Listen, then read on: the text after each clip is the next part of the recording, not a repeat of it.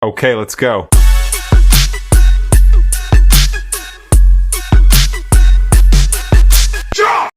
All right, let's jump right into it.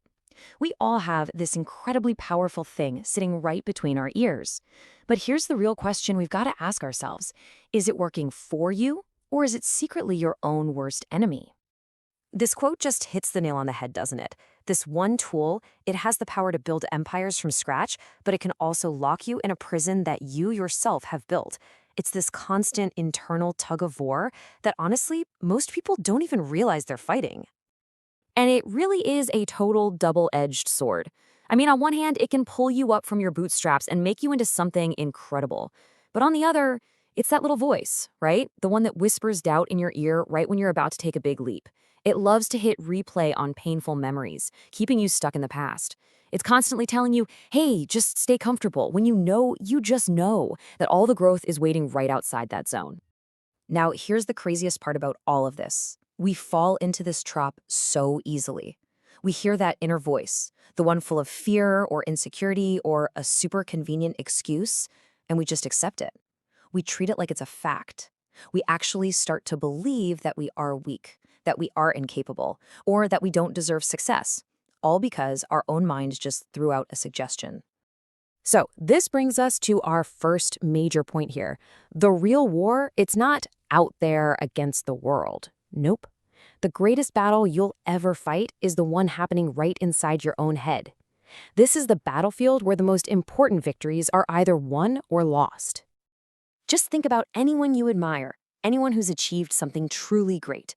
You think they were just born special? No way. The world might slap a label on them like gifted or genius, but the real story is they just worked relentlessly.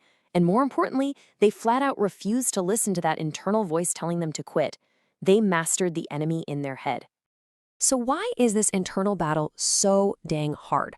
I mean, why does it often feel like our own brain is working against our best interests? Well, it turns out it's not a flaw, it's a feature. It's all about how we're wired. And here it is. This is the crucial aha moment. Your brain's number one job, the directive it's been perfecting for thousands of years, is survival. Its job is to keep you safe, not to help you chase your wildest dreams. Back in the day, the unknown could literally get you killed by a predator, so anything unfamiliar or difficult got flagged as a potential danger. And guess what? That ancient software is still running the show today. And this wiring shows up in ways that are probably all too familiar, right? That urge to put off a hard project, that's your brain trying to shield you from a perceived threat. That feeling of being totally paralyzed before a big decision, that's your brain screaming, what if you fail? That huge wave of self-doubt that hits you the second you step outside your comfort zone, it's all the exact same survival mechanism kicking into high gear. So, the most important thing to get here is that your mind is not broken. It's just doing its ancient job in a very modern world. You can think of it like a really powerful but untrained dog, just running wild and dragging you in every possible direction. But the good news? It can absolutely be trained. Okay, so enough about the problem. It's time to talk about the solution. Let's get into the actual battle plan for training your mind and turning it into your greatest ally. And if you need any proof that this kind of transformation is even possible, you don't have to look any further than a guy like David Goggins. I mean, he went from a life that was completely dictated by his mind's limitations to becoming one of the toughest human beings on the planet. He decided to master his mind, and his story proves that your starting point never, ever has to determine your destination. So how do we do it? It all comes down to this 5-step training regimen. Number 1, you question your thoughts. Number 2, you act in spite of your fear. 3, you intentionally seek out discomfort every single day. 4, you carefully curate what you consume, the information, the media, the influences you let in. And 5, you train yourself to respond logically instead of reacting emotionally. These steps aren't just separate tips, they work together as a system to completely rewire your brain. Step 1 is the bedrock. Just because your mind says, I can't do this, does not make it true. Your thoughts are just suggestions. They are not commands. You have to learn to be the observer, to step back from your thoughts and ask, wait a minute, is this actually true, or is this just my survival brain trying to keep me comfortable? This is how you start to take your power back. Next up, you have to retrain your brain with action. If your mind says, I don't feel like working out, you go anyway. If it says, I'll start tomorrow, you start right now. Every single time you act despite that feeling of fear, you are actively proving your mind wrong and teaching it a new lesson. Action is the ultimate antidote to the paralysis of overthinking. And third, you have to actively seek discomfort. A mind that only ever experiences comfort becomes weak, it becomes brittle.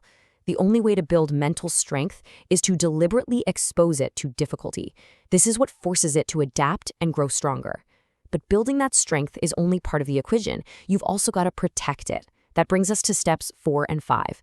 4 is curating your consumption. You cannot build a strong mind on a diet of negativity and distraction. And 5 is learning to respond, not react. A reaction is an emotional reflex from that old survival brain. A response is a conscious choice from your trained mind. When you seek discomfort, curate your inputs, and control your outputs, you create a complete system for mental mastery. So when it's all said and done, everything boils down to a single critical choice, a choice that you have to make over and over again. And these are the 2 paths in front of you. Path 1. You can let that untrained, survival-focused mind run your life, keeping you trapped in a cycle of fear and doubt. Or path 2. You take control. You train it. You push yourself to become the person you are actually capable of being. The choice, it's all yours.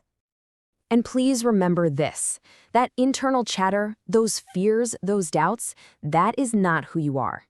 Who you are is defined by what you do. Your actions are what shape your reality, not the noise in your head. So I'm going to leave you with this one question. Both paths involve some kind of pain. Training your mind is hard. That's the pain of discipline. But staying the same, looking back years from now with a heart full of regret, well, that's a pain too. So which one are you going to choose? Because your mind will either be your greatest enemy or your most powerful weapon. And that choice is entirely up to you.